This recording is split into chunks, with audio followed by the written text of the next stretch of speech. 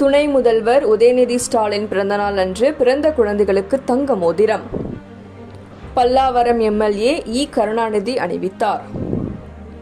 தமிழ்நாடு துணை முதலமைச்சரும் திமுக இளைஞரணி செயலாளருமான உதயநிதி ஸ்டாலின் பிறந்தநாளை முன்னிட்டு கடந்த 27ஆம் தேதி தாம்பரம் மாவட்ட அரசு தலைமை மருத்துவமனையில் பிறந்த குழந்தைகளுக்கு பல்லாவரம் சட்டமன்ற தொகுதி திமுக சார்பில் சட்டமன்ற உறுப்பினர் இ. கருணாநிதி ஏற்பாட்டில் தங்க மோதிரங்கள், பழங்கள் மற்றும் குழந்தைகளுக்கு தேவையான அத்தியாவசிய பொருட்கள் அடங்கிய பரிசு பெட்டகம் வழங்கும் நிகழ்ச்சி மருத்துவமனை வளாகத்தில் நடைபெற்றது.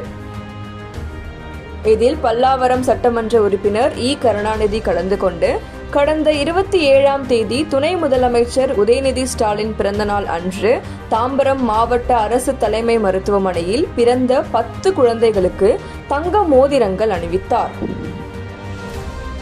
மேலும் 40க்கும் மேற்பட்ட குழந்தைகளுக்கு பழங்கள், குழந்தைகளுக்கு தேவையான அத்தியாவசிய பொருட்கள் அடங்கிய பரிசு பெட்டகத்தை வழங்கினார்.